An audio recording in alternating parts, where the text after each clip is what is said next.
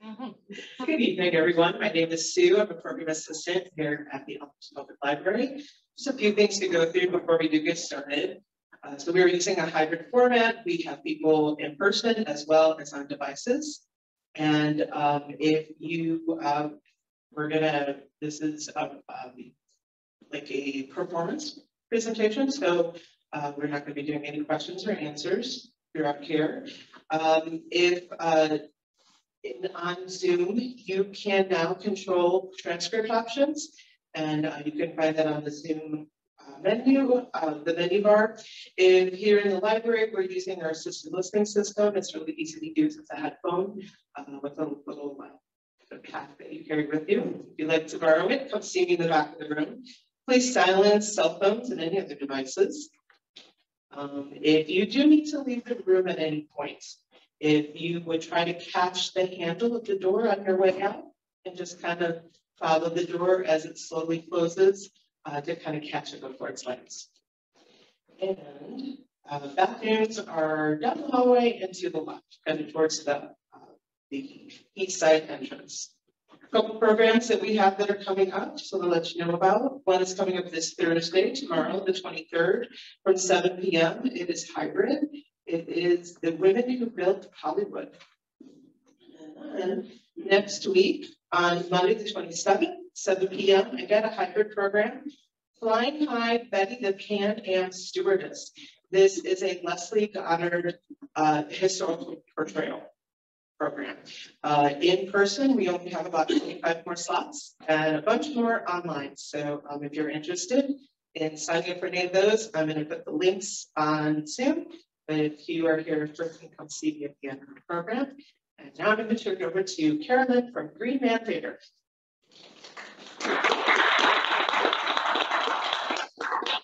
Thank you, Sue. We are Green Man Storytellers, and we're here to do a program on the theme of the mind and brain. So there'll be some riddles, as you saw up on the screen, some puzzles, and some stories to test your intelligence and the intelligence of the characters in the stories. Thank you.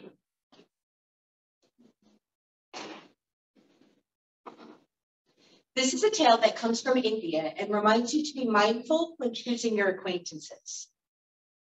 One day, a farmer took his oxen to plow the fields. He had just dug the first furrow when he was approached by a tiger. Peace be with you, my friend. And how fare you on this fine morning? Asked the tiger, Quaking in his boots, the farmer thought it best to be polite. Peace to you, my lord. I am doing well today, thank you. I am glad to hear that. For you see, Providence has sent me to eat your 2 oxen. I know you're a God-fearing man, so you may go and unyoke them immediately. Oh, my lord, you must be mistaken. Providence sent me to plow my fields, and I can't plow my fields without my oxen. Maybe you should go back and ask again? No, I have no choice to delay this further. You go unyoke your oxen. I will be with you in a moment. And then the tiger set about sharpening his claws and his teeth in a most significant manner. Oh, my lord, I beg you, please, spare my oxen.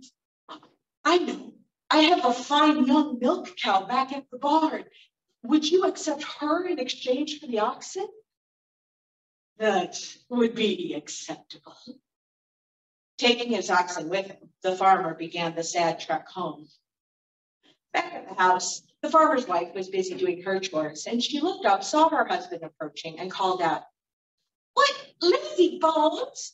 Back already? I've just started my chores." The farmer explained the sad tale of encountering the tiger and how he had offered up the fine milk cow in exchange for his oxen. A likely story indeed. Saving your stupid oxen at the expense of my beautiful cow. Well, where are the children to get their milk? And how can I make porridge and collops without any butter? Well, that's all very fine and well, But how can we have bread without wheat? And how can I have wheat without oxen to plow my field? Porridge and collops are very nice, but it's better to do without milk and butter than without bread. Now make haste, go and tie the cow. You great Gabby, if you had an ounce of sense in your brain, you would have thought of a better way to get us out of this scrape. Think for yourself. Very well. But if I must do the thinking, then you must obey my orders, for I cannot do both. Go back to the tiger and tell him that the cow will not come with you, but that your wife will bring it back shortly. Now, the farmer was a coward, and he didn't like the idea of going back to the tiger empty-handed, but since he couldn't think of any better plan, he did as he was told, and found the beast still sharpening his claws and teeth in the field. When the tiger found out he had to wait even longer for his dinner, he began to prowl around, lashing his tail and curling his whiskers in a terrible manner, causing the farmer's knees to knock together in fright.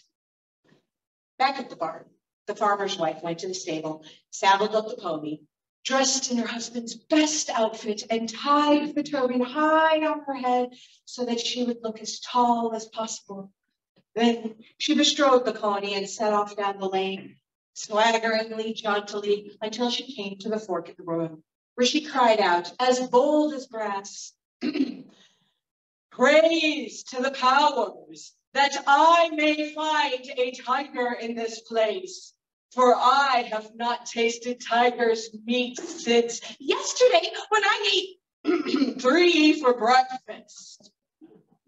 Hearing these words and seeing the rider approach, the tiger became so frightened he turned around and took off at full speed, almost knocking over his jackal. You see, all tigers have a sidekick jackal that goes with them, who serves them at their meals, and as a reward, it's to eat all the bones at the end. "Oh, my lord, whither away so fast?" cried the jackal. "Run, run, there's a very devil of a horseman in yonder field who thinks nothing of eating 3 tigers for breakfast." "Oh, my lord, the sun has dazzled your eyes. That's no horseman, it's just the farmer's wife dressed like a man." The tiger paused for a moment. "Are you sure?" "Quite sure, my lord. If your lordship's eyes hadn't been dazzled by the sun, you would have seen her pigtail hanging down behind her." "You must be mistaken. That was a devil of a horseman I saw." "Who's afraid? Come, my lord, you don't want to be done out of your dinner because of a silly woman." Now, like all cowardly creatures, the tiger was suspicious. "You may be bribed to betray me." "We can go together, my lord." "Nay, you may take me there and then run away." "We can tie our tails together, and then I cannot run away." The tiger agreed, and he tied their tails together in a very tight reef knot. Then the pair set off arm in arm back to the field, where the farmer and the wife were still laughing at the trick that the wife had played on the tiger. They looked up, saw the pair returning, marching bravely arm in arm with their tails tied together. "Run! We are lost! We are lost!" cried the farmer. "Nothing of the sort, you great Gabby.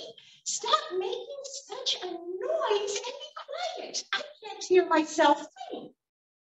The farmer's wife waited till the pair was within hailing distance, and then she called out ever so sweetly, "Oh, my dear Mr. Jackal, thank you for bringing me such a fine, fat tiger. I shan't be a moment, and then you may have his bones."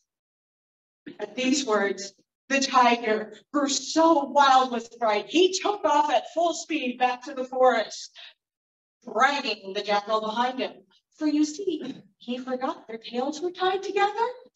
Bumpity, bumpity, bumpity, bump over the hill and dale. "Stop, my lord, stop! The jackal's cries only terrified the tiger more, and he just kept running faster, helter-skelter through the bushes and brambles until he fell down, exhausted and tired. And the poor jackal was covered from head to tail in bumps and bruises. The moral of this story: never tie your tail to a coward's. And that was called The Close Alliance, otherwise known as A Tale of Woe.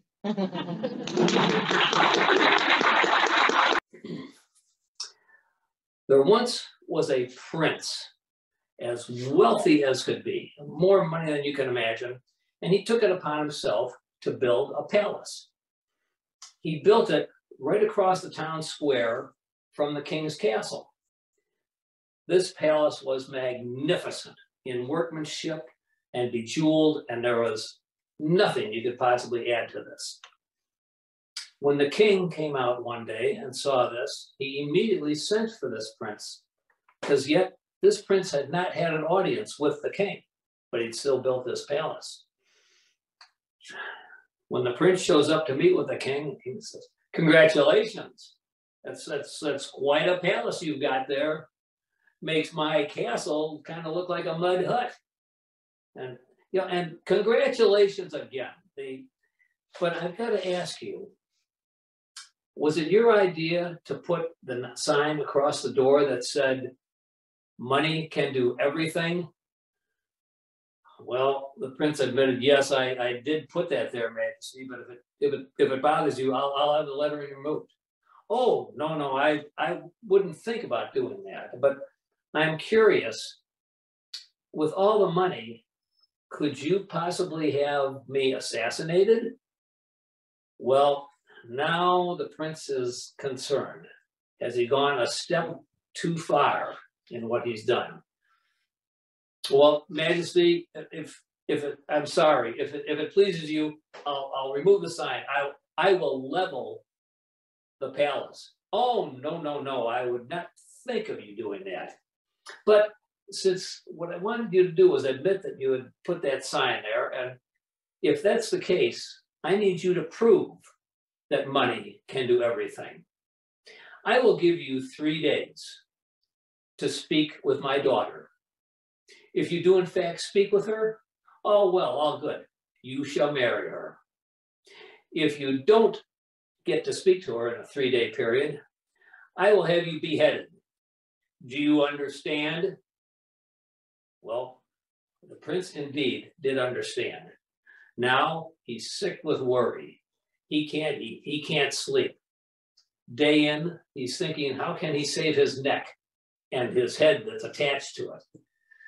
Well, the second day, he's even worse. Limp as a rag, laying in bed.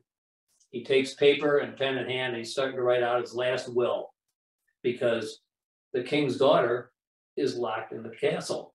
She's surrounded by guards. There's nothing he can do. In walks in, or I should say, hobbles in, an old woman. This old woman was his nurse when he was very, very young, and still works for him. She looks and is very concerned about his haggard condition, laying in bed. "What is wrong with you? What's happening?" Well, he doesn't want to say. She inquires again, and he hems and haws. Finally, he tells her the whole story. She goes, That's what you're worried about? You make me laugh. You're giving up just like that? I'm going into town and see what I can do about this." And the old woman hobbles away. She's going into town to the village silversmith. She meets with him. "I want you to build me a goose out of silver. I want this goose, I want the bill to be able to open and close. I want it big enough and hollow that a man can be put inside. And most of all, I want this goose tomorrow." "Tomorrow?" said the silver. There's no way I can't. No, tomorrow is what I said. Then she pulled out her purse and showed him. It is filled with gold coins. She says, "This is just the down payment. How about tomorrow? Well, the silversmith is taken aback by the amount of money. He looks, he sputters and says, well, that definitely changes everything. I'll have the goose tomorrow. The next day, she goes to pick up the goose, and it is magnificent. It's a beauty. She puts it onto her cart and takes it back to the prince's castle. She says, you get into this goose and bring your violin. He was an accomplished violinist. He's in the goose, they're on the cart. She says, when we get into town, you start playing your violin. So off she goes, pulling this hollow goose on her cart. When they reach town, the people are lining the streets to see this magnificent statue and listen to this beautiful music. Everybody's coming out of their homes. Well, word reaches the king's daughter. Oh, father, I want to go see this goose. I want to see this magnificent sight. No, you're not going into town until after the third day. Not if your prince is on the loose out there. Oh, but father, I can't go the next day. The word is the goose will be gone by then. I want to go, please.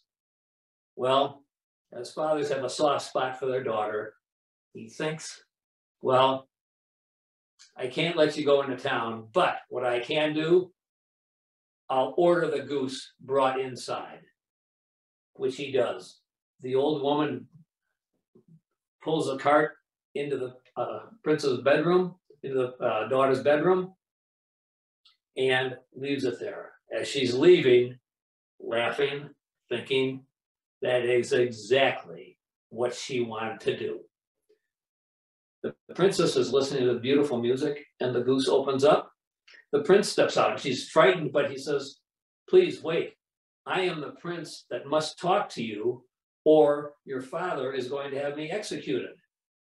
You must speak to me to save my life. Well, not only do they speak, they have a long conversation. Hours go by. Evening is coming. Back into the goose he goes and is carted away. Now the third day is rolled around for the prince, and the king sends for him. It's execution day. The prince is in front of the king. So, you, with all your money, were you able to use that to speak with my daughter? Yes, Majesty. What? Yes, Majesty, I spoke with her. When? Where? How, what? He's just asked her. He sends for his daughter. She comes in. Yes, Father, I did speak. We spoke for quite a while. She explained how he was the one who allowed him to come into her room in the hollow goose. King nodded.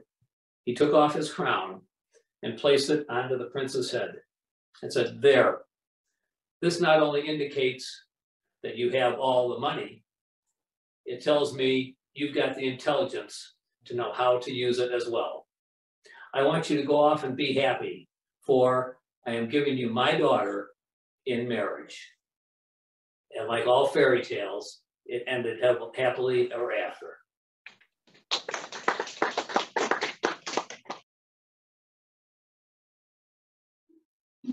I'm going to tell two short stories. The first is actually based in the animal kingdom as well. It is called A New Prince. King Leopold the Leopard ruled the entire animal kingdom, but he had no sons. He said, I will have a contest to declare my next heir, the next monarch of this kingdom. So he gathered all of his subjects and said, the contest that I will hold is very important and everyone will have a chance to participate. You must take this spear, throw it in the air, and dance. You must count to 10 and catch it. But by the time it lands and has counted to 10. Otherwise, the first one who does this will become the next king. The elephant was so excited. I must be first. I'm going to win. No one else will have to participate. He grabbed the spear and threw it up in the air and started dancing a lumbering dance. But he only counted to 4 by the time the spear hit the ground. The graceful ostrich was next. She grabbed the spear with her beak and tossed it up in the air to float as she danced. A lovely dance, but she also only counted to 5 before it hit the ground. She hung her head into the sand with shame. Well, all the other animals took their chance. The ape did a dance and did okay, but he forgot to count. The snake slithered, but couldn't lift the spear. The ants even did a flash mob. But the ants, all working together, also were not able to lift the spear high enough to throw it. Finally, the little deer was the only one left. And he said, I want to try also. All the animals laughed. How could the little deer win the contest when none of the other stronger and smarter animals had been able to? But the King Leopold said, no, no, no, everyone has a chance. So the little deer took the spear, threw it up in the air, danced, and counted to 10, catching it easily. He became king. He became the next monarch the very next day. How in the world did the little deer win the contest? Well, he threw the spear up, 5, 10. No one told him he couldn't count by 5s.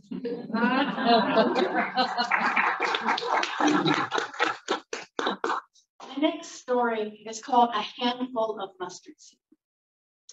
A young woman fell in love and married her the sweetest man she had ever met. And they had a baby, a beautiful baby boy. They were very excited to learn all the new things about being parents. However, after several months, the baby became ill and passed away to an illness that they could not protect him from.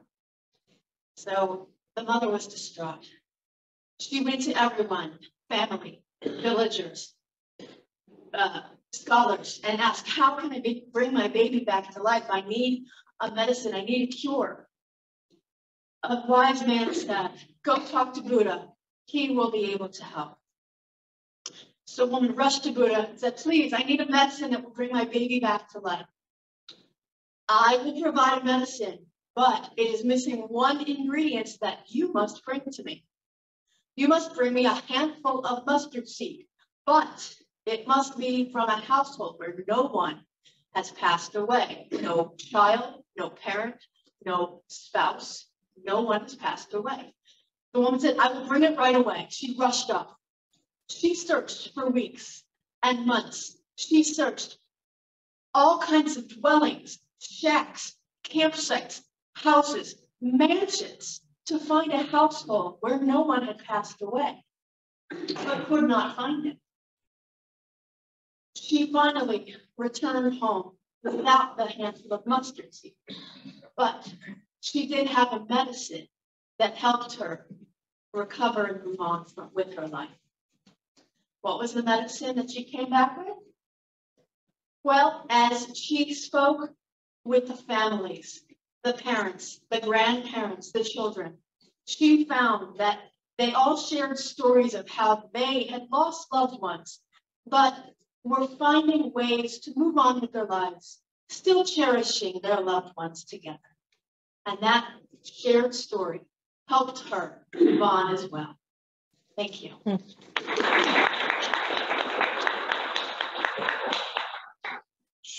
Listen, gather around while I tell you the story of Viking King Olaf Tryggvason, who really lived and later became a Christian. Also, take a look at the model of this Viking ship. Notice that the mast is just about as long as the ship itself. These things are important to my story.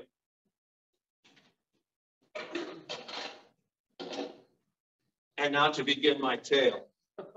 If it is true that all vicious villains were stupid, it would not matter whether kings were wise or not.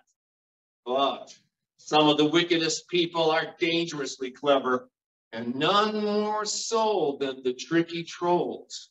Now, King Olaf Tryggvason of Iceland the year of our Lord, 999, was not only an old, but still strong and mighty ruler. He was also a staunch scholar, for as a prince, he was educated in Ruslan, Russia. There, the Christian monks taught him how to read, how to write, and how to do tricky math problems. Oh, how he loved to do tricky math problems. And now, sailing with his Viking warriors, he realized they were strong, fierce, loyal, and brave. But none was more noble than Torgeir the Bold. Young, strong, Torgeir the Bold, the ship's lookout and navigator.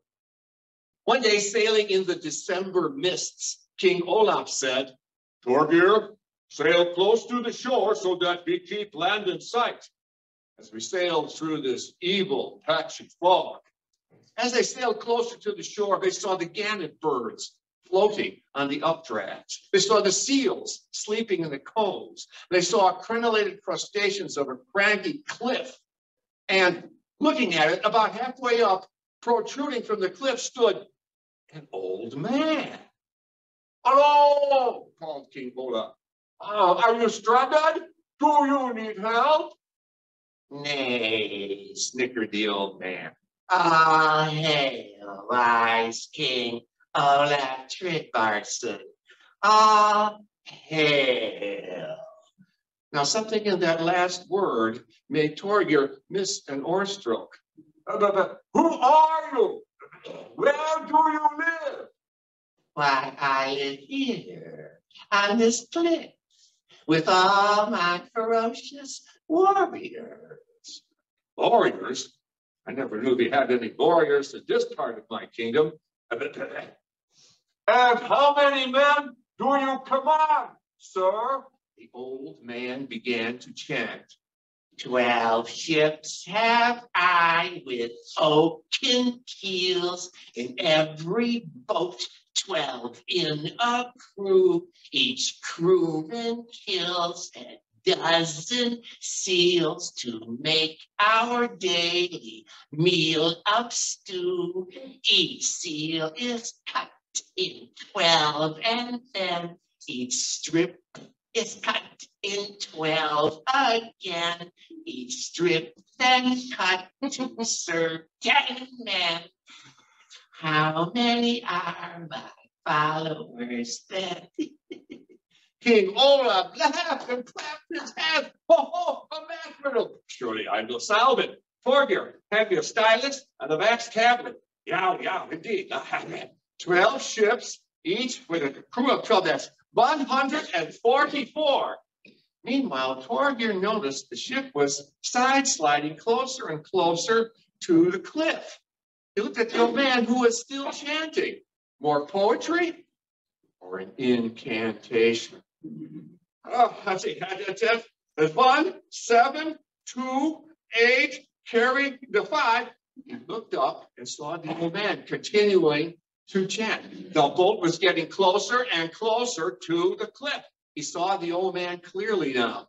Yellow, jaundiced, glinting eyes and crusty, crenellated teeth. Your Majesty, that's 51,800. By Boden and St. Olga, this man has a bigger army than I have. Your Majesty, again, Torgeir looked up and saw the old man. This time the old man was continually chanting. Just the way a whirlpool sucks in the ship and swallows it, so the chanting seemed to suck the ship closer and closer to the craggy, crushing cliff. Your Majesty, don't interrupt. I'm multiplying. But Your Majesty, he looked, and it's as if the mountain were a magnet and the Viking ship a plug of iron. We're getting closer and closer. Your Majesty, I almost have it. Thinking quickly, Torgeir pulled an oar out of the rowlock, set it on top of the rail of the ship, but it was too small to push the ship away from the oncoming crashing cliff. Thinking quickly, he tore down the sail and then grabbed the mast and lifted the mast off. and set it on the rail, the flat end against his chest. Oh, I almost have it now. The tip of the mast smashed against the cliff, fracturing 3 of Torgeir's rugged ribs. He then looked up and listened to the old man and saw the old man chanting. The old man was chanting an evil chant, a wicked chant, an evil, wicked troll chant designed to kill the king of Iceland. Oh, I have it! 51,800! Wow! But he never finished. Just then, the mast of the ship smashed against a cliff in a horrendous crash, snapped into, pushed the boat out into safe water, breaking the old man's spell to kill the king of Iceland. Olaf lay at the bottom of the boat, having inadvertently flung the stylus and wax tablet into the now safe sea. He stood up, looked at the old man, and saw him for what he really was. 3 long tendrils grew out of his nose, and he had a face like moldy cheese. Why, Loki and St. Olaf, it is a troll. Do you see it, Torgeir? Look, it was a troll trying to kill us. Torgeir languidly lay at the bottom of the boat, quietly content, knowing he had saved his scholarly king and his crew from crushing destruction. He looked up at his king and said, "It is good to have a scholar for a king," he smiled. "But sometimes a little common sense does not go amiss either."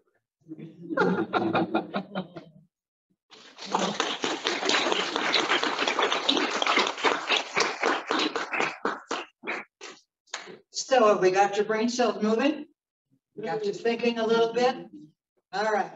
I've got a couple of riddles to help you warm up a little more before I go into my story. Picture a beautiful meadow, and there's 4 sheep, but 2 dogs and 1 shepherd. In this beautiful meadow, how many feet are there? Anybody got an idea? How many feet? 4 sheep, 2 dogs, 1 shepherd. Any answers? 2. Yes, there are 2 feet. Because the sheep have hooves, the dogs have paws, and only the shepherd has 2 feet. All right, this brain cell's going. Let's try another one. A farmer rode into town on his horse. He left on Monday and stayed 3 days. And he came back on Friday. How can this be? Wait a minute. He rode his horse into town. He left on Monday. He stayed 3 days and he came back on Friday. Who can tell me how that could happen? Anybody? Well, the name of his horse was Friday. My story is a Somali Ethiopian folktale, and it's called Never Set Foot. Once upon a time, in a land far away, there was a lovely gentleman named Abanawus. He was known for his cleverness. Well, the king and the emperor kind of liked Abanawus, although there were times when his tricks and prankster things made the emperor very angry. But even that, the emperor liked him enough to make him a guard of the palace. But no matter what the emperor told Abanawus to do, Abanawus found a way out of doing it. For instance, the emperor told him to guard the palace gate. Guard that gate. Well, Abanawus wanted to go dancing, so he simply walked over, unhitched the gate, and took it dancing with him. This made the emperor kind of furious. He said, "I do not want to see your face again." Oh, dear.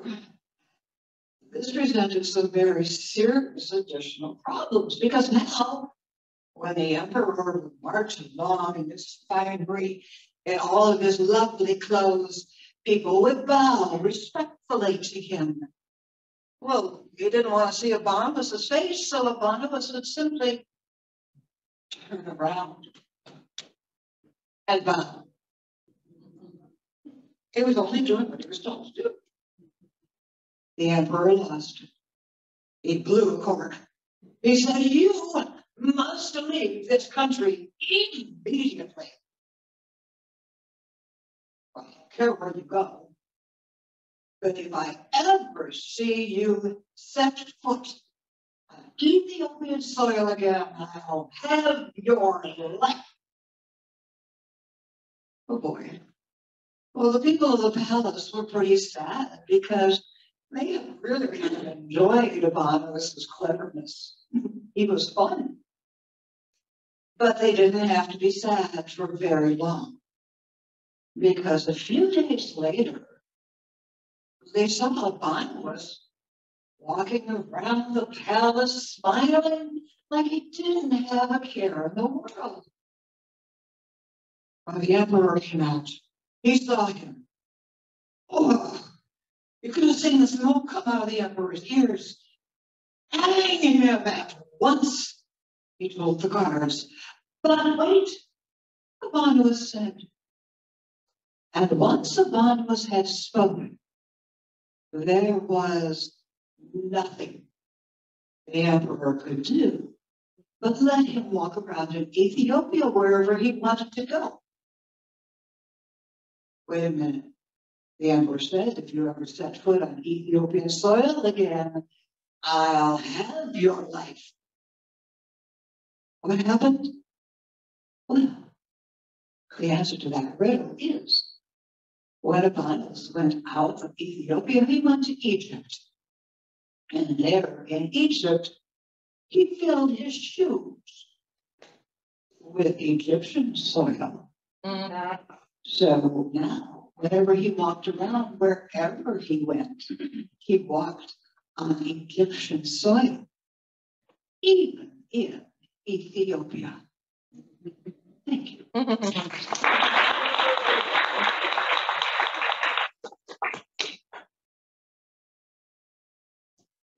You have an opportunity to use your mind in many different ways and many different circumstances.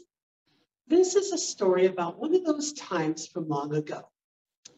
Once there was a traveling preacher who decided to spend the night out in an inn set out in the country.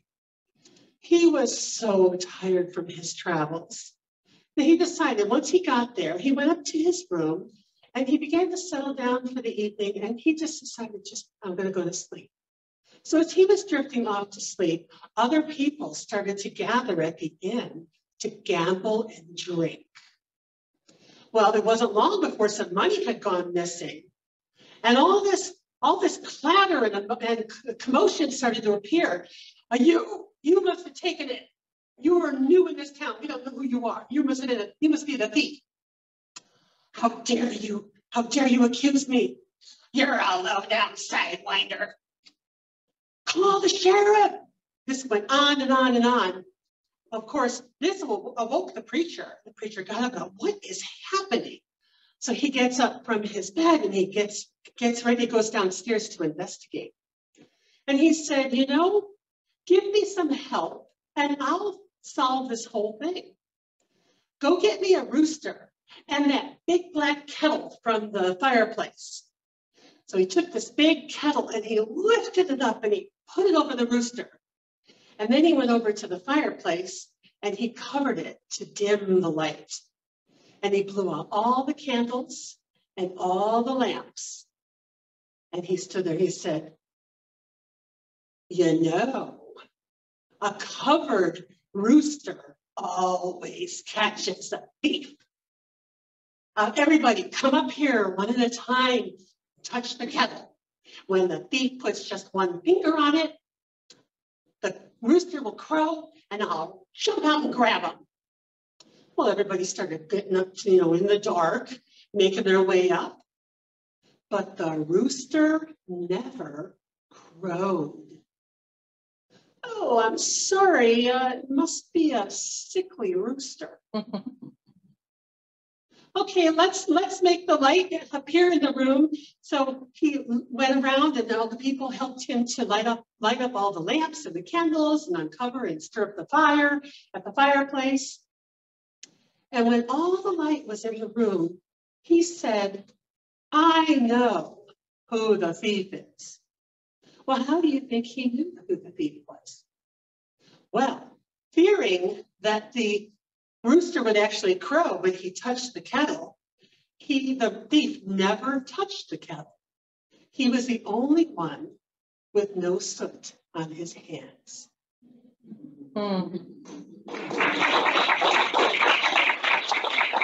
That story was called Crowing Kettles. And now I'd like to sing a song for you. And this is a traditional tale, a traditional song, and it's called the Riddle Song. I gave my love a cherry that had no stone. I gave my love a chicken that had no bone. I gave my love a baby with no crying. I told my love a story that had no end. How can there be a cherry without a stone? How can there be a chicken without a bone?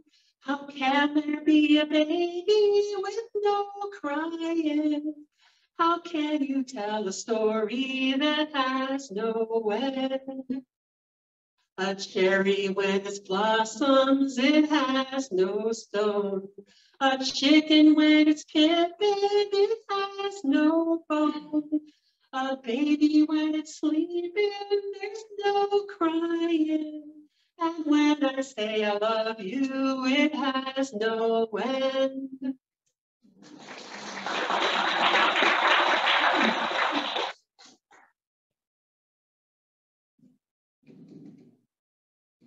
This is a story from what is now the Czech Republic. And before that, it was Czechoslovakia. And before that, it was Bohemia.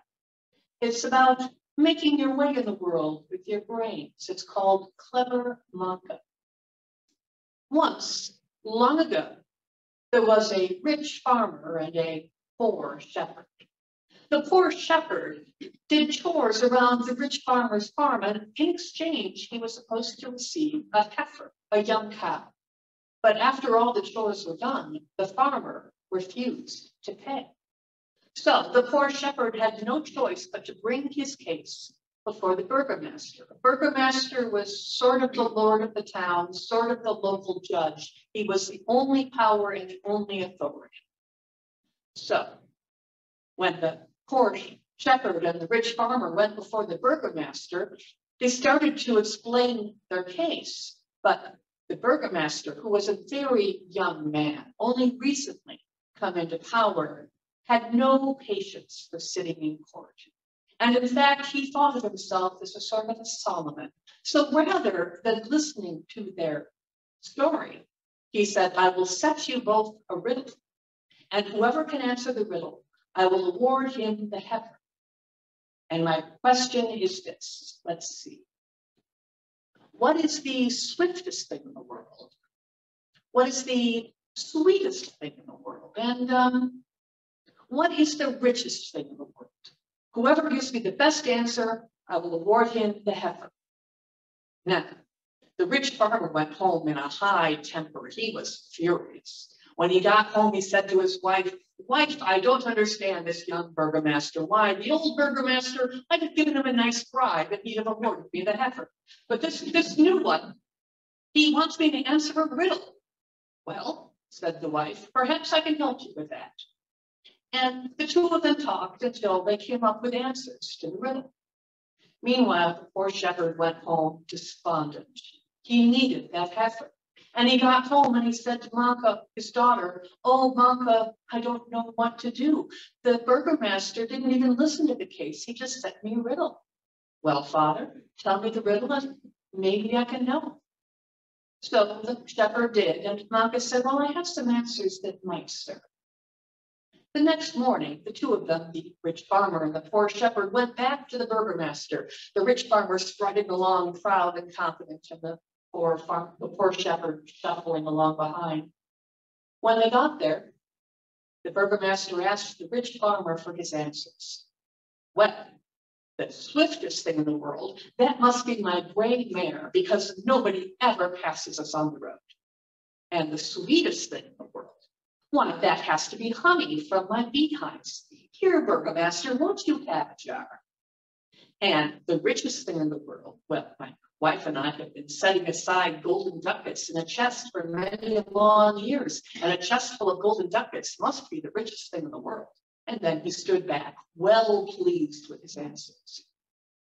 But the poor shepherd came up and, wringing his hat in his hand, said, "Oh, burgomaster, the swiftest thing in the world is thought, because a thought can go all the way around the world in the time it takes to blink your eyes. And the sweetest thing in the world, well, that must be sleep, because what could be sweeter to a man who is tired or unhappy? And the richest thing in the world, well, that is the world itself, because all riches come from it." And the burgomaster was well pleased. He said, "Shepherd, those are fine answers, and I will award the heifer to you. But tell me, where did you get your answers? Because I'm quite sure they did not come from your head." Well, the shepherd admitted that it was his daughter, Manka, who had given him the answers.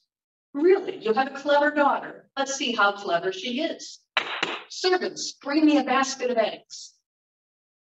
And then he took that basket of eggs and he gave them to the poor shepherd and said, "Have your daughter take these eggs, hatch them out, and bring me the chickens tomorrow." Well, the poor shepherd went home with a basket of eggs in some confusion, because everyone knows you cannot hatch out chickens from eggs in just one day. When he got home, he told Manka what the burgomaster had said, but Manka laughed, and she went and she got a handful of grain and she gave it to her father and said, "Father, run back right now to the burgomaster. Give him this handful of grain and tell him he is to sow it, grow it, and reap it, so he will have the crop ready for the chickens that I will bring him tomorrow." Now, when the burgomaster heard this, rather than getting angry, he laughed. He said, "She has answered one impossibility with another. I like this daughter of yours. If she is as pretty as she is clever, I may very well marry her. But first I have one more test. Let's see, what shall it be? She is to come to me neither naked nor clothed, neither walking nor riding, and neither by day nor by night. If she can do that, then I will marry her." When the poor shepherd went back home and told his daughter Manka what the burgomaster had said. And that night, very late at night, Manka arose from her bed, and rather than getting dressed, she took a fishing net and she wrapped it around and around herself. And then she went out to the stable yard and she got a goat, and she put one leg over the goat and hopped on the other foot.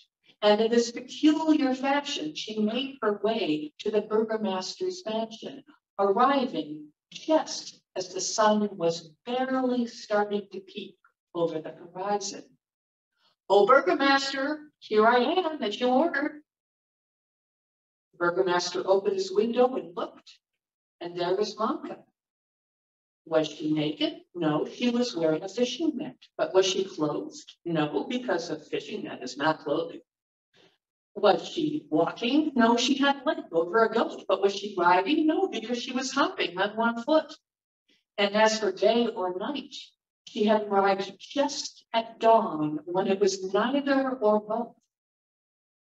Well, the burgomaster was as good as his word, and he married Manka.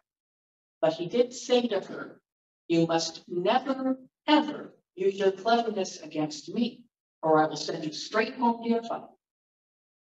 So for many years, they were quite happy together, and Manka took care to stay well away from the court so as not to interfere in the burgomaster's business. But one day she saw a man emerging from the courtroom with just tears running down his face. "Whatever is the matter?" asked Manka. Oh, the burgomaster, well, I don't know how to say this. I rode my horse to the market square and my horse was very pregnant.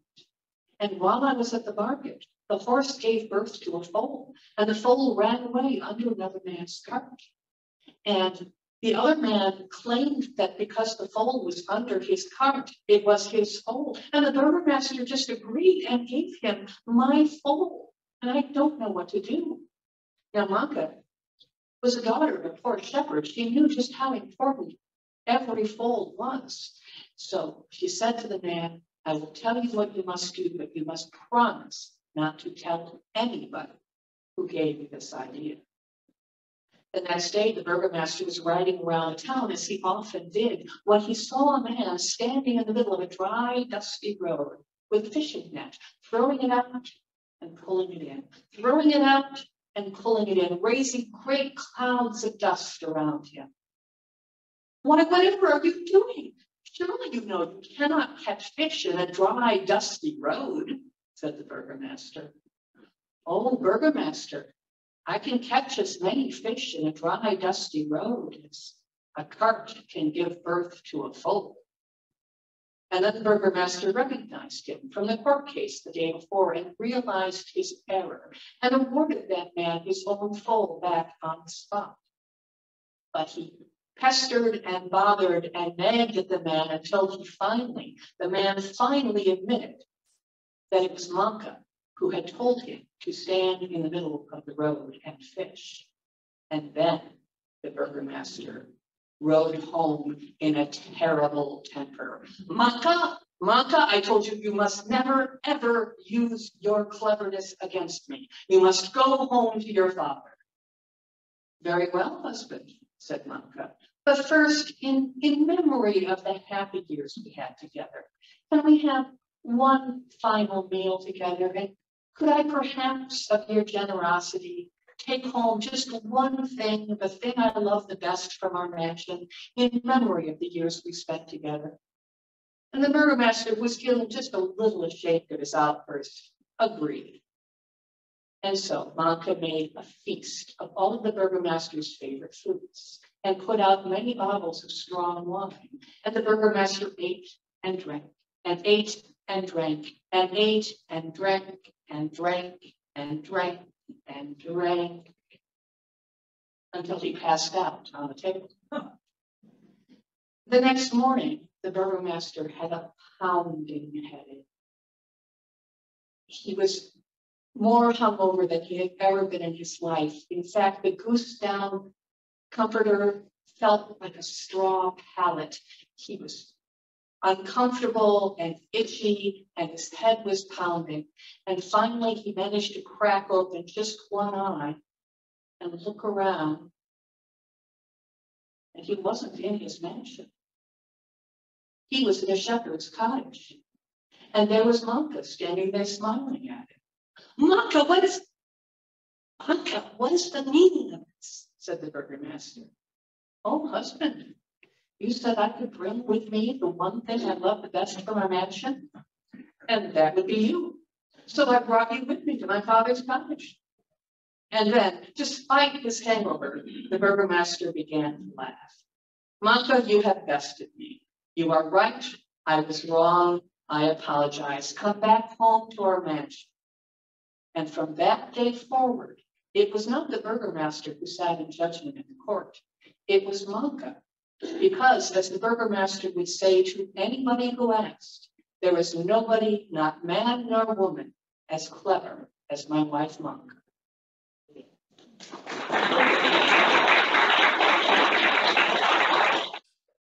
The basket weaver. Long time ago in Greece, there was a king who liked to go in disguise through his kingdom. That way he could observe, listen, and ask questions without anybody being the wiser. One day as he's going through the town, he comes across a basket weaver. He asks him, how much money do you make? 1 coin a day was the answer. With that, I pay off old debt. I invest in the future, and I feed a family.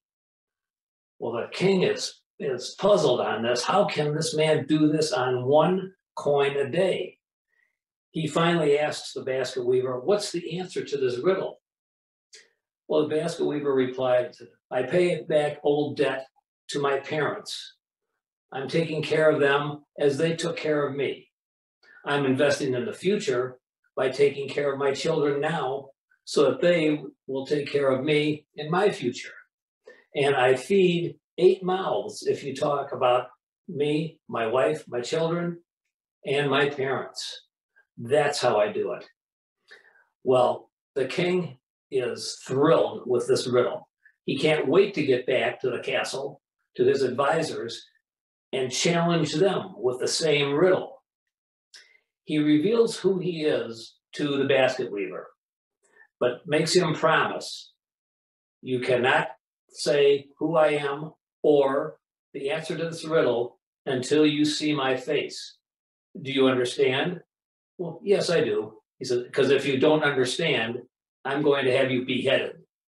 Well, naturally, he agrees to these terms. Back to the castle the king goes. He presents the riddle to his advisors and wants them to solve it. Well, they go off to solve it, and they can't, one at a time, they can't do it. They decide, let's put our heads together. Maybe we can figure out what this means. All the advisors did agree that the king was not smart enough to come up with this on his own, and they hoped to embarrass him with the truth. The advisors knew that the king had been out in disguise several days earlier, so they, in turn, went into the village, went to people that they saw. Have you seen a man fitting this description? They finally came across the basket weaver, and he said, yes, I remember that man. Okay, they said, did he ask you about 1 coin a day?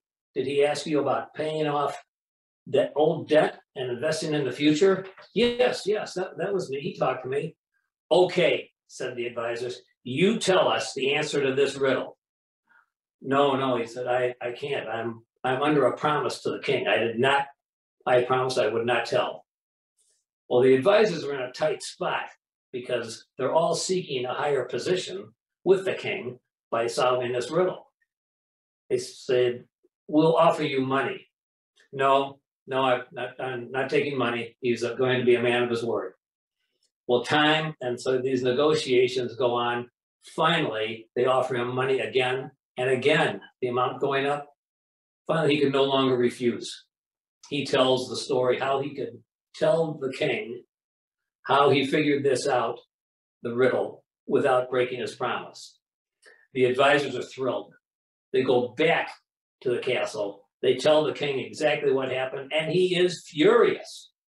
He gets his guards out there. They haul the basket weaver back to the castle. He said, you broke your promise. You said you wouldn't tell. Majesty, I did not break my promise. I did not break my word.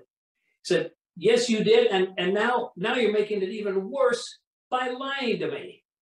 Majesty, here's how I was able to tell the story and not break my promise. He told the story to the king. The king was so impressed that this man was this smart, he fired his advisors and brought the basket weaver on board as his chief advisor. Now, what did the basket weaver do that he didn't break the promise to the king? Anybody? All right, we'll try this. One more clue. Somebody call it. Heads. Heads. Heads it is. That's the clue. Heads it is. Anybody? The truth of the matter is, the promise was he could not tell the story, answer the riddle, until he saw the king's face. All the coins that all the advisors gave him bore the king's face on the coin. He did not break his word.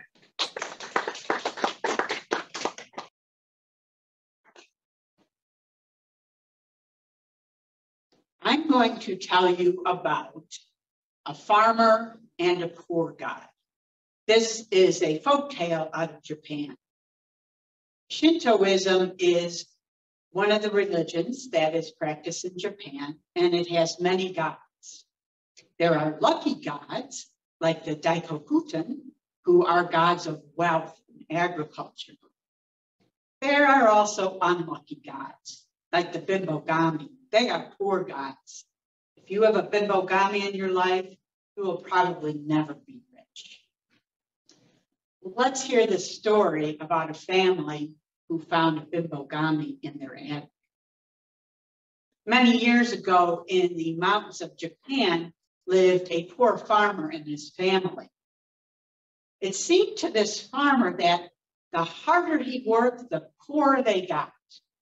Well, this wasn't really true because he was kind of lazy and a dreamer. He didn't really work that hard. It also seemed to him that the poorer they got, the more children they had. Well, this wasn't true either.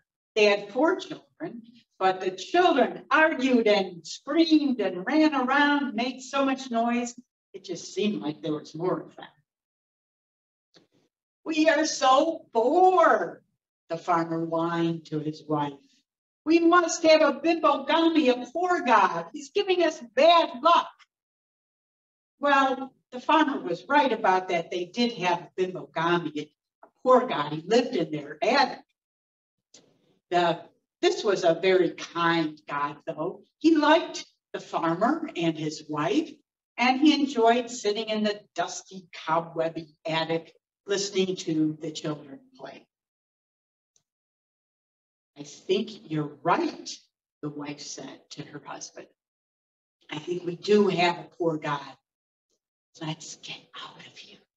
We can leave late at night when it's dark. Poor God won't hear us, and we'll be rid of him and his bad luck forever." "That's a great idea. Let's leave tonight before the sun rises." So the family packed up all their belongings in preparation for the journey. That night, as the farmer lay in bed, he thought, what will happen? What will it be like in our new life in the new village? Maybe I will be a shokan, the great overseer of a grand estate. Or maybe I will be a samurai, a brave soldier who will guard the lands and the family of a nobleman. Surely we will be very prosperous. Well, he was too excited to sleep, so he went outside for some air. He looked in the moonlight and he saw a stranger. And as he got closer, he saw that the stranger was weaving sandals. "Who are you? What are you doing here?" "I'm the poor god who lives in your attic. I heard you say that you're going to be leaving, so I thought I'd make some sandals for your journey." The farmer got so mad, he stomped his feet. This woke up his wife. "Wife, look, here's our poor guy. He knows we're leaving. He plans to follow us. We'll never be rid of him." "Oh, come back to bed," his wife coaxed. There's nothing can be done. Now the farmer was too angry to sleep. When the family got up the next morning, they saw the poor god was still outside, still making sandals, even though there wasn't going to be a journey. Day after day, the poor god continued to weave sandals. Day after day, the farmer and his wife sewed. And day after day, the children fought and yelled. One day, the poor god went out to the rice paddies to get some straw, and he noticed some dark red straw. "I think maybe if I combine the yellow and the red straw, I might be able to make some nice designs. And maybe I could dye some of the yellow straw blue, and with 3 colors, I could make some pretty interesting patterns." And indeed, the results were beautiful. few days later, the poor God was out weaving his sandals and a villager came by. Old man, those are beautiful sandals. Thank you. The poor God had never heard such kind words. Here, take a pair, and take a pair for your wife too. The next day, another villager came by. Old man, my neighbor showed me those sandals you gave them. He told me, in addition to being beautiful, they're very sturdy. Why, thank you. Here, have a pair. And he scooped up a whole armful of sandals. Take these to your family and your children and your wife. Farmer was observing this. He went out to the poor God. Don't just give these away. Say they cost a bag of rice. That's a good idea. The next time someone came by wanting a pair of sandals, the poor God was able to barter them for a bag of rice. And the next day when someone else came for a pair of sandals, he got a chicken. The farmer observed this and thought, I think if I take some to the market, I bet I could sell a lot of these. So the next market day, he filled a big sack full of sandals and he took them down to the village. Later that day, when he got home, he showed his wife the empty sack. And look what I got in exchange: 6 chickens, a cook pot, and some candy for the children. The farmer got to thinking this could be a good business that would help his family. So he asked the poor God, would you continue making sandals? Because if I continue to sell these at market, I could get some nice things for my family. Certainly, but I'll need your family to help out by gathering up some straw. The family went out, gathered straw. Soon they were learning how to dye the straw. Soon they were learning how to weave, and they continued to bring these sandals to market. Well, they were so busy making sandals and selling them that they didn't realize things were starting to change. The wife, who had been so burdened by so many worries, was now singing and smiling while she worked. There was always plenty of food for the family at every meal. The children had stopped fighting and now were laughing and playing, and they even made a game out of gathering straw.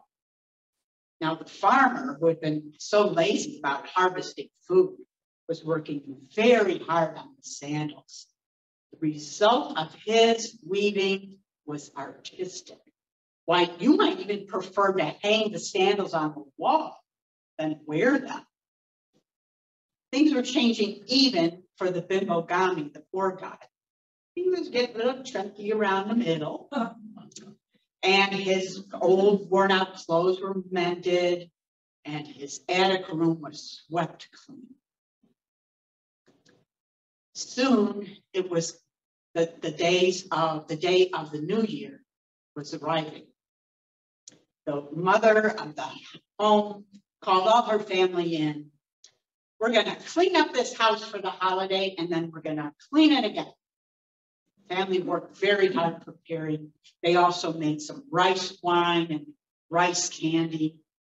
The farmer thought, surely next year we're going to be truly rich.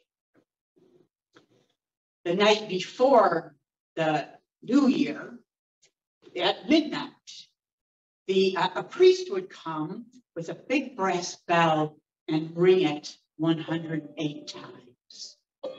The villagers would open the doors of their homes to welcome in the new year.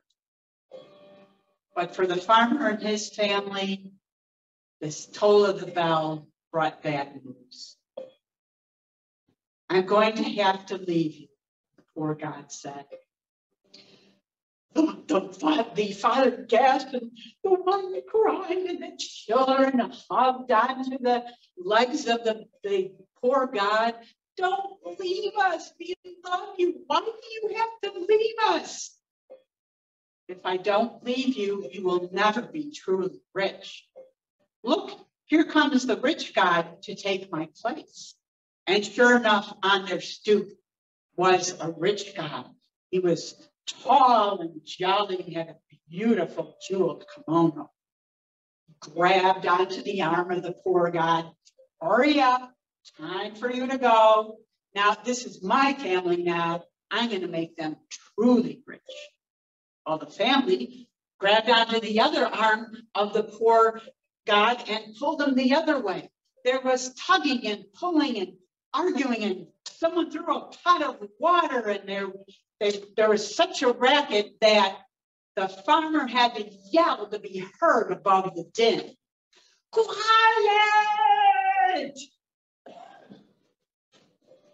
I thought I wanted to be really rich, he said. But I look around my home and there's singing and there's laughter. And every day I create beautiful things. We are already truly rich. At the last toll of the bell, the family pushed out the rich guy and slammed the door behind him. Later during dinner, the family reflected on what an amazing year they had. The father said, we were lucky to have a poor God. Why, we would never be truly rich if we didn't have a poor God.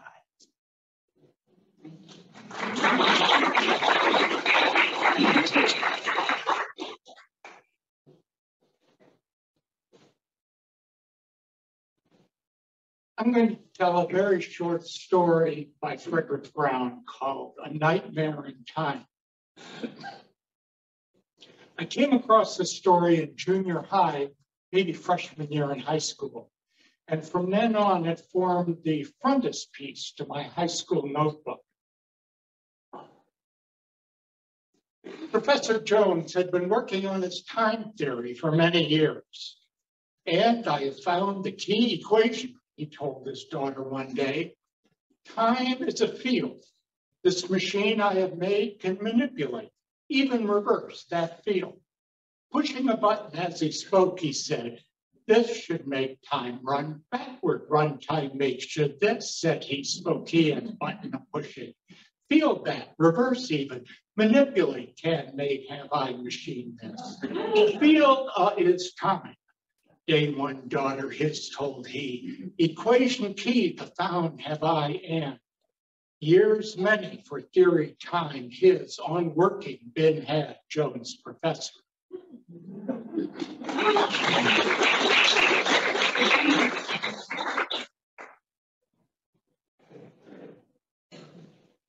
This is an Iraqi folktale that spins off of one of our favorite fairy tales, and that is the Cinderella story. Excuse me.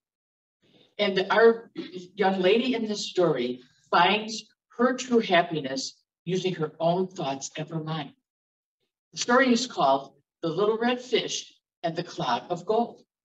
There was once a fisherman whose wife passed away and left him all alone to care for his young daughter. The neighbor next door was a widow herself who had a daughter about the same age. The widow next door would come over and help the fisherman do his household chores and help him make meals in the evening to help ease the burden he had. The widow would also talk to the young daughter of the fisherman and tell her stories, and she would comb her hair, and she would say, don't you feel as if I'm a mother to you?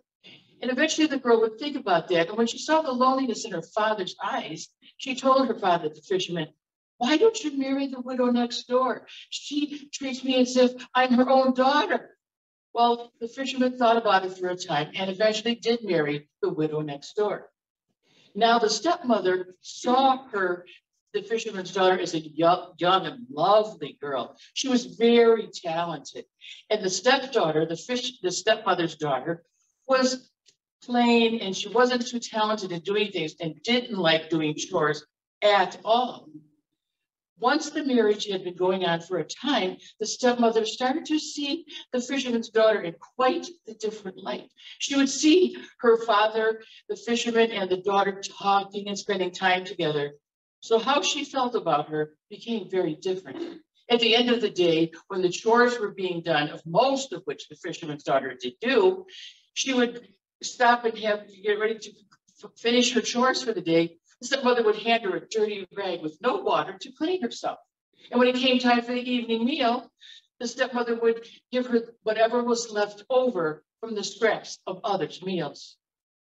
Now, the fisherman's daughter did not tell her father about this. She thought in her own mind, I'm the one who picked up this scorpion. I shall use my own mind to fix this problem. Now, one of the many duties of the fisherman's daughter was to go to the river every day, pick up a basket of the trout he had caught for that day, bring it back home and give it to her stepmother to cook for the evening meal. She was there that day and she picked it up and there were 3 trout in there and a little red fish. But she turned and went to go home for the meal and the little red fish shouted, help me, help me. If you let me go, I'm magical. I can help you.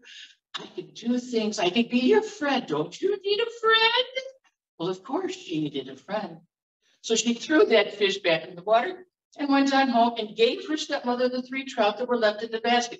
The stepmother got very angry. Your father's already been home. There's supposed to be 4 fish. You go back to that lake and get me another fish, or I shall put a curse on you.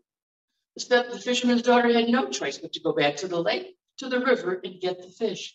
But instead she said, little red fish, you said you could help me. What can I do? The little red fish says, I have a gold nugget in my mouth. Take it out, bring it back to your stepmother. She'll speak of that fish no more. So that's exactly what the fisherman's daughter did. She brought that nugget back, gave it to her stepmother, and she was very happy with no 4th fish. Now, a few years have gone by, and that fisherman's daughter has turned into a beautiful young lady. As for the stepsister, she got older too. Let's be honest. So, a decree came across the land that the Lord of the Merchant Guild's only daughter was to be married. First, they would have a special party before her wedding, and she would be decorated with the henna, which is the brown dye that would be put on her that was so very popular before she was married. But prior to that, they were going to have a beautiful bridal party. All the young girls in the land were invited to come with their mothers who were eligible to be married. Well, the stepmother wanted her daughter to go and not the beautiful fisherman's daughter because it would be too much of a competition. She had to figure out a way to keep her out of it. So she had the fisherman's daughter. The stepmother said, stay home, clean the entire house, and don't you leave until everything is spotless. The stepmother got her daughter all ready to go, beautiful dress, perfumed and ready, and the stepmother and her daughter left for the party. As soon as they left, the fisherman's daughter ran out the door, ran to the river and cried out, little red fish, I need help again, please help me. And she poured out her heart of what was going on. There was a party she wanted to go so badly. The little red fish dove down into the river, picked up a white bundle, and he said, this is for you. Now remember one thing, everything you need is in here, but you must be home before your stepmother leaves the party. So leave before she departs. So the fisherman's daughter washed herself up, opened up the bundle, and inside was a beautiful silk dress with golden threads, and it was emerald green, and it had a beautiful diamond-studded hem. She put it on as quickly as she could, and on her feet were the most beautiful golden clouds. She went to that bridal party. When she walked in, everyone was speechless. They wondered if she'd come from a faraway land or from another king's palace. She got a very beautiful seat of honor. She was wined and dined and enjoyed herself tremendously, but she knew it was time to go. So the fisherman's daughter stood up and she bowed graciously to the bride-to-be and said, may Allah bless your marriage. And she excused herself and went out and got her way home before her stepmother could come back. On the way, she was running by the stream and she caught her clog on the edge of the bridge and lost it. and it went down the stream as quickly as it could into the pond by the palace. No time to catch it. She had to get home. She took off her dress, and the only cloth she had left, put it in a woodpile for safety, and donned on her work dress just as her stepmother came home. Now, the next day, by the palace, the young prince was riding his horse across the fields, and he stopped by the pond to get his horse a drink. Well, the horse was very startled because something was floating in the water. Well, the young prince reached in and held up the object. It was a beautiful golden cloud. Oh, a pretty girl had to wear this. He longed to find a bride of his own. And if he could find someone that wore this, she had to be someone beautiful. He knew that that bridal party had happened yesterday in the land. It had to be from someone that lived in this place where he was. He had to find her. So he ran to the queen and he said, "Mother, mother, I found this golden cloud. I just know this could be the one for me. Help me find her, please." So the search began. They looked across all the houses, door to door, looking for the girl with that perfect fit. It took some time, but eventually they came to the fishing village. And that is where the stepmother lived with her daughter and, of course, the fisherman's daughter. Again, the stepmother said, "I've got to get rid of her. She's too beautiful. She'll be competition for my own daughter." This time she took her down to the woodshed and she locked her in, threw a rock on top of it and said, "Speak nothing or you shall perish." So then stepmother got her own daughter ready again, all for when the queen came door to door the next day. Unbeknownst to her, the rooster saw what she was doing, flew to the little red fish and told little red fish what had happened to the very little fisherman's daughter. And the red fish told the rooster what to do the next day. The queen came with her entourage, and she came up to the stepmother's own daughter, looked at the foot and said, "This will not be a fit. Is there anyone else here?" "Oh, no, no." And then the rooster crowed, "You have not found the one whose shoe this is, for she is locked up." And this queen said, Where? And the stepmother tried to push and shove the rooster away, and the servants gathered and they looked all over and found the fisherman's daughter in the shed. Of course, a perfect fit. The queen declared, "This fisherman's daughter is betrothed to the prince and will be married to him on this coming Friday. We shall bring the bridal carriage back on Friday to pick her up. Have her ready." And then the queen gave the stepmother a bag of gold. And then the queen left. Stepmother anger had never been its greatest. She clenched that fist full of gold and took herself to town. And she found the neighborhood herbalist. And she said, "I need two things. One, I need a poison that will make the hair fall out in clumps. Arsenic with lime juice. Mix it with henna. Second, I need a poison that will rot the body from the inside out." And he gave her the second bottle. And she went back home and waited till Friday when she could help the fisherman's daughter prepare for her day. Because her daughter had lost twice, and that was too many times. The next morning was Friday, and the wicked stepmother had to do a lot of begging of forgiveness to even get to help. And of course, our fisherman's daughter is a kind girl. She said, "Oh, you can help."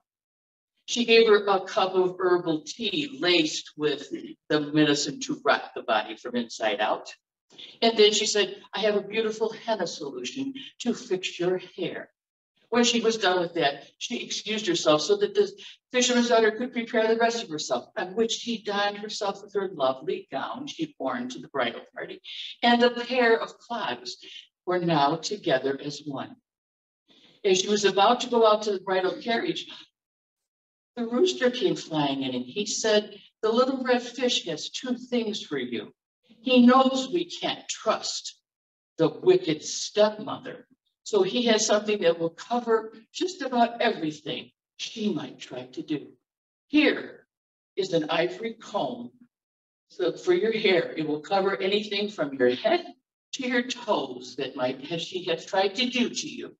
And suddenly, her hair was gorgeously blonde, and the ringlets of curls cascaded down her hair, down her front and back in beauty. Never had her hair looked so wonderful. And then the rooster gave her a beautiful gold butterfly necklace. It makes your body just glow from the inside out. Her cheeks became rosy. Her skin looked just beautiful. The fisherman's daughter said, I have never felt more wonderful in my whole life. I truly feel like a princess in my mind, in my body, and my spirit.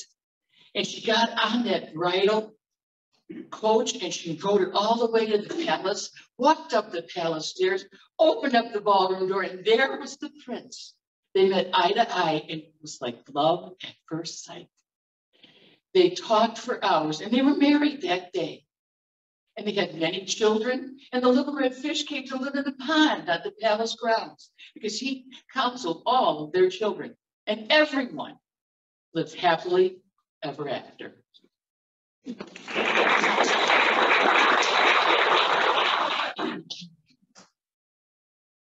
When I was a little girl, about 7, my parents subscribed to the Children's Digest for me, which was an offshoot of Reader's Digest. And it had stories and poems and crafts and a page of riddles. And my best buddy, Mitch, his parents subscribed him to Highlights magazine, which also had stories and poems and crafts and a page of riddles. And so when Highlights would arrive, Mitch would call me up on the phone, on the dial phone that was attached to the wall permanently. And we would sit there and read each other our riddles. And the ones we liked the best were the brain teasers. So the story I'm going to tell you this evening is about some other people who liked brain teasers. And it might make you, remind you of another story that you've heard tonight, but with a different twist. There once was a king who valued cleverness over all other attributes. He was so clever. He was forever outwitting his advisors by pulling tricks on them and asking them questions that they just couldn't answer. Well, finally, the king decided it was time for him to marry, and he knew that his wife had to be as clever as he was.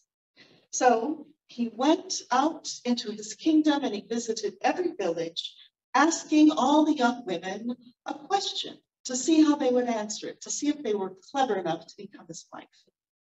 Well, word began to precede him that this question was mostly unanswerable, and the young women would not come out of their homes when the king came to call, because they were afraid of looking foolish and they would be embarrassed in front of all of their friends and the king.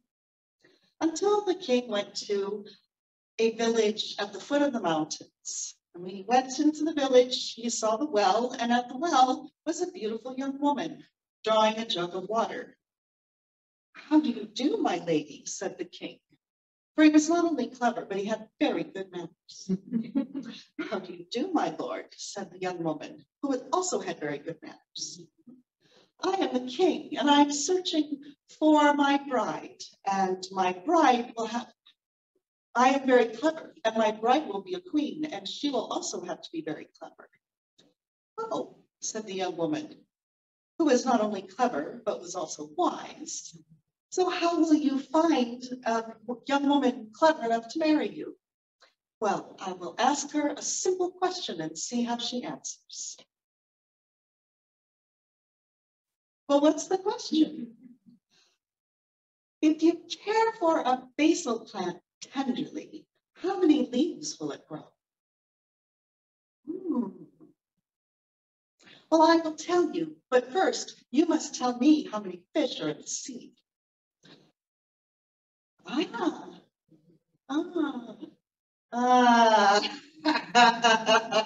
And soon they were both laughing, and then they said together, "As many as there needs to be."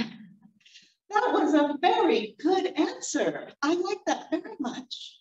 Well, I have another riddle for you. And this one does have an answer. Go ahead. I run and never walk. I have a mouth but never talk. What am I? Oh, well, you're a river. Yes, that's right. Do you have a question for me? Well, this belongs to you, but everyone else uses it. Oh, well, that would be my name. Correct. Which is, oh, Carmelita. My name is Carmelita, my lord. And now I must take this jug of water back to my mother, but I will leave you with another riddle. And if you can answer it, come back next week and tell me. In marble walls as white as milk, lined with skin as soft as silk, within a fountain crystal clear, a golden apple doth appear. There are no doors to this stronghold, yet thieves break in and steal the gold. What am I? It was a very long week for the king. He pondered this, paced up and down the corridors of the palace, and he went through every book in his library. The walls as white as milk. And he chased down the advisors, of Crystal Fountain, and they would turn around and run the other way when they saw him coming. And finally, when the appointed day came, he was crushed. How could this village girl have found a riddle that he couldn't answer?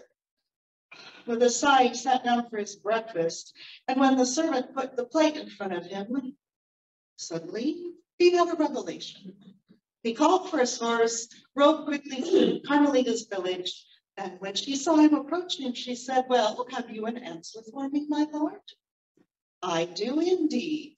And I am not ashamed to tell you that this was very challenging for me. And I should have figured it out earlier because it was staring up at me from my breakfast plate every day. The answer is an egg. Yes, that's it, my lord. Well done. This went on for weeks. They would meet at the well every week, and they would talk, and they would tell each other riddles. What's a room that no one can enter? A mushroom. What has a voice and yet what has no voice and only speaks when spoken to? An echo.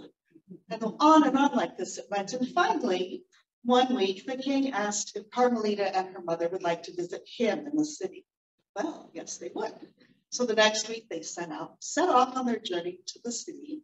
The king met them at the gate, showed them around, and when they reached the well, the king took Carmelita's hand and said, I have a riddle for you.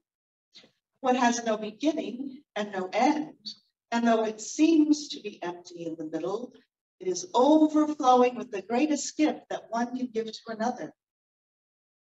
Carmelita thought, and then suddenly a smile came to her face and joy in her eyes, and she said, is it a wedding ring, my lord? And he said, yes, it is, and he handed her a beautiful gold band. Will you allow me to be your husband?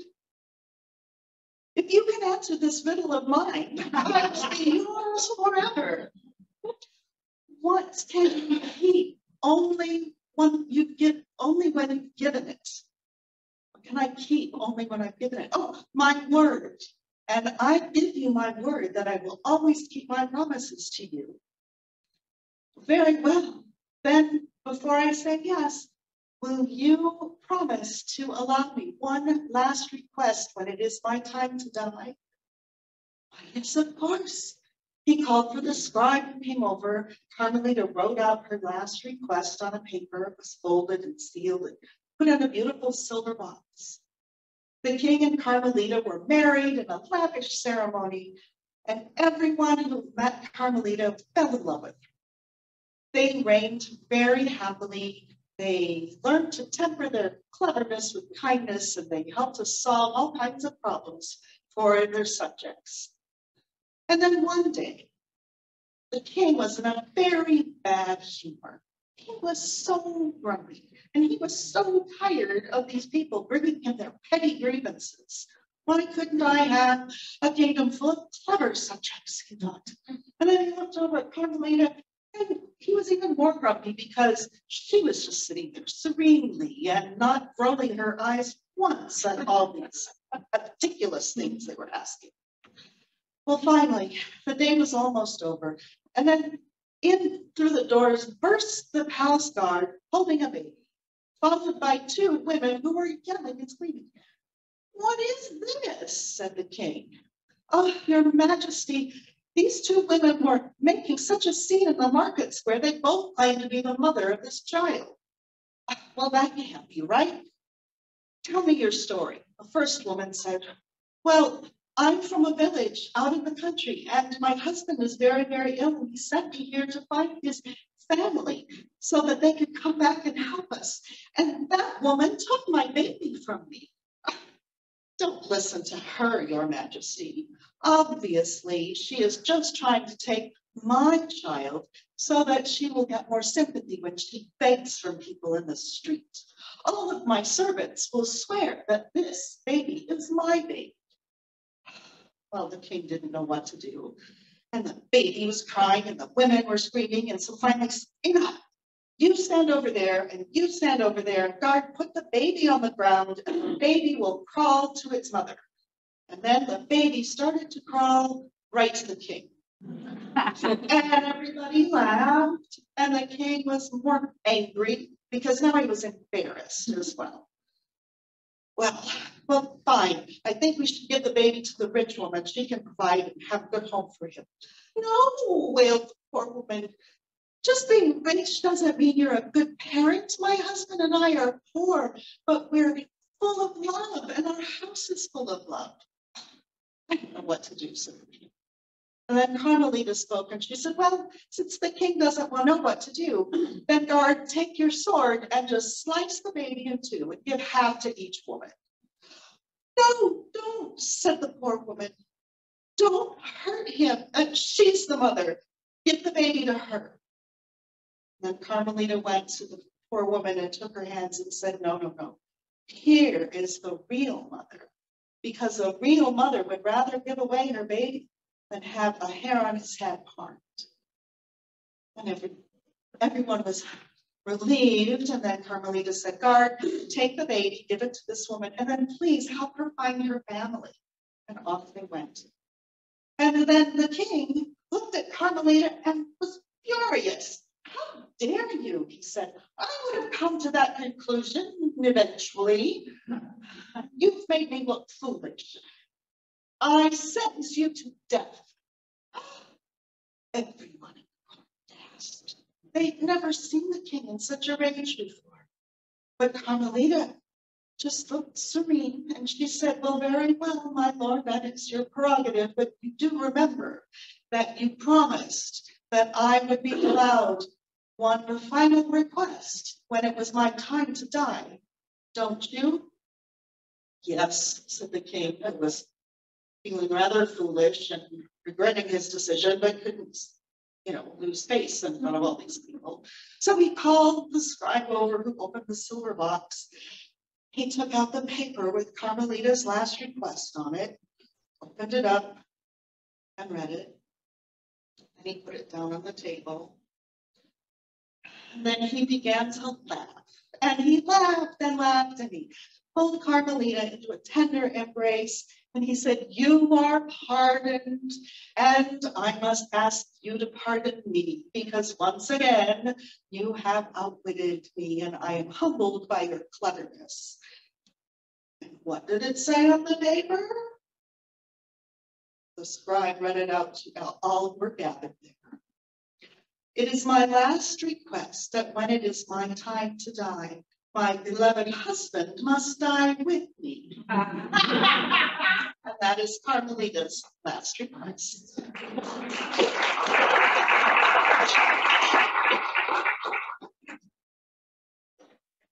This is our last story of the evening, and it's How to Fill a Room. This story takes place all over the world, but I've chosen to set it in the Midwest, in farm country, on a farm back in the time when they still drove wagons with horses. Once there was an old man who had 3 children. Tom, Bill, and Mary. When his wife was still alive, they were a happy family.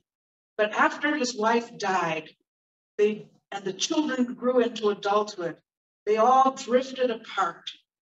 Tom, the eldest, moved out to the barn and set up a room there. His younger brother, Bill, moved out to the tack room in the stables. The family seldom spoke. They never smiled. No one took meals together. The farm fell into disarray. They survived, but it did not thrive. Now the old man grew ill and thought that he would soon die. And so he called all of his children in and said, "There's no way that I can divide this farm so that it will support all three of you. Consequently, I have decided that whoever can fill this room will be declared the cleverest." There are 3 coins on the table, and whichever of you can fill it the best will become the cleverest and inherit it all. "That would be me," Tom said, snatched up his coin, ran out, jumped into the wagon, and drove off. Bill and Mary picked up their coins, but they waited to see what Tom would do. When Tom came back with the wagon, it was filled to overflowing with straw. "Thrifty, that's me, and clever. You'll see how I fill your room, Father."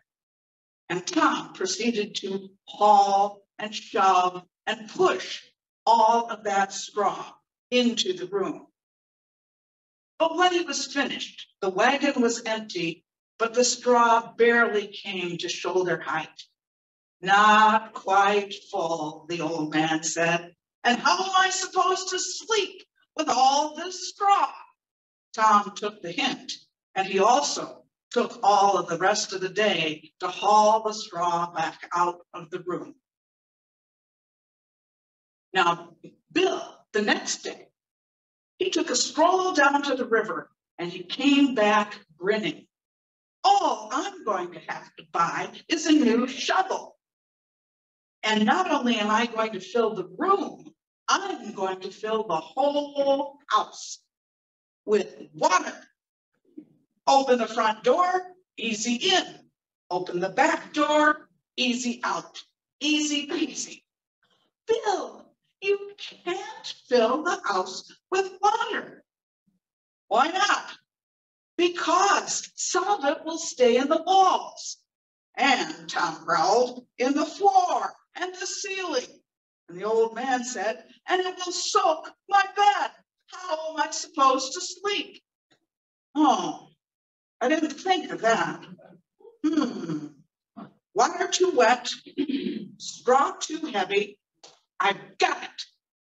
He jumped in the wagon, raced into town, and bought sacks and sacks and sacks of feathers. When he got home, feathers are cheap and they don't weigh as much as straw. Who's clever now, older brother?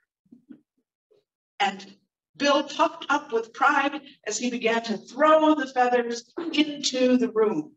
Then he took the fireplace bellows, pumped it up so that the feathers floated upward, and for an instant, it looked like the room was full. But then the feathers began to settle, and it became obvious that the room was not full. "Good try, son. You did some clever thinking. But the sneezing will keep me awake. How am I supposed to sleep?" Pretty soon it was Bill who was sneezing, as it took him the rest of the day and most of the evening to drag all of those feathers back out of the room. Now the next morning, it was Mary's turn. She got into the wagon and said, "Come to dinner tonight, and you'll see how I'm going to fill not only the room, but the house several times over. come to dinner. She clicked to the horse and off they went. When she got back, her brother swaggered up to the wagon and peered into it. Nothing there. Oh, it's not nothing. I do have something. Well, besides, you're only going to fill our stomachs with dinner. That's not going to fill the whole room. You lost. I haven't lost yet. Let's see. Come to dinner. The brothers went out and worked a hard day in the fields. The sun was sinking low as they came back to the house, and they were ravenous. They opened up the door. Oh, Tom moaned. Fresh bread. I smell fresh bread. We haven't had that since Mom died. Bill said, I smell soup. Oh, soup. Yep, Mary called from the kitchen. This is Mom's favorite vegetable soup recipe. Now, help me serve. The boys were inclined to refuse to help serve, but their stomachs were rumbling so loudly that their bodies gave in, and they came and helped and carried the food. By the time everything was out, the soup and the bread and the chicken that their father had said smelled so delicious, it was getting nearly pitch dark. Ow, Tom said, as he nearly dropped the chicken. I can't see where I'm going. It's too dark. We never eat this late. Well, let me take the chicken, Tom. Sit down, Father, and all shall be revealed. They sat down. Can't eat in the dark. Mary took out a candle, lit a match. The candle flickered into flame, and soon the room was filled with a soft golden light. Now you can see to eat. Dig in. The soup, the bread, and the chicken were devoured. Mary smiled as she gestured to the remains, and she said, these were some of Mom's favorite recipes. I bet you remember them. And they nodded. And now I'd like to sing a song in her memory, one of her favorites. Brothers, I bet you'll remember the words once you hear the song start. When you do, join in. We gather together to ask the Lord's blessing. Each hastens and hastens his will to make known. The wicked oppressing now cease from distressing. Sing praises to his name. He forgets not his own. Now the three of them together were no choir, but the house was filled with songs and memories of their mother. I miss her. So do we all, Father. Do you remember the time when all of us got chicken pox and Mom pushed the beds together and she ran from one bed to the other so she'd keep us from scratching our scabs off? I do, Tom said. Do you remember the time that we tried to sneak out of the house at night and Mom caught us? Oh, she was so mad. Bill smiled. The look on her face. Oh, you children should have seen your mother the day I first met her. She was pretty as a picture. When dinner and the stories were over, Tom shoved back from the table and said, Mary, that was a fine dinner. We'll help you clear and wash up. And then I guess Bill and I will shove off. You've won fair and square. Mary jumped to her feet. Oh, don't go. I didn't win to split us up. I won so that we would stay together. If we're going to be able to run the farm together, we need time to think and plan, and eating dinners together would help. Tom, you are thrifty and you're good at math. Do you think you could take over running the bookkeeping for the farm? Oh, I suppose I could do that. I am good at math, and I have a few ideas about how I could save us a little bit of money. Bill, you trying to fill the house with water would never have worked, but maybe you could take the germ of that idea and find a safe way to divert some water from the river to irrigate the farm. Hey, I could do that. Tom added, you always were the strongest of us. And so they sat up late into the night, thinking, talking, communicating. Not too surprisingly, the farm did begin to thrive. And also not surprisingly, the old man lived a good many more months with so much life and activity happening. He lived longer, and when he did finally pass, he had his loving family around him. All three children eventually married and brought their spouses home to live at the farm. Children came, and with them, the life and laughter that fills a house.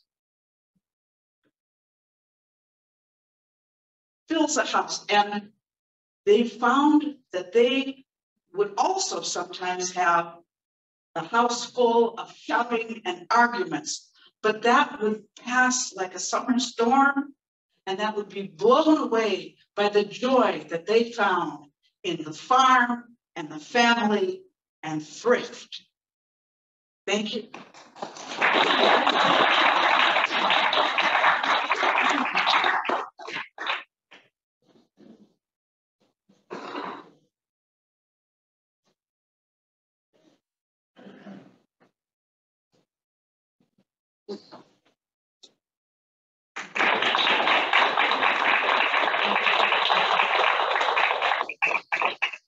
Thank you.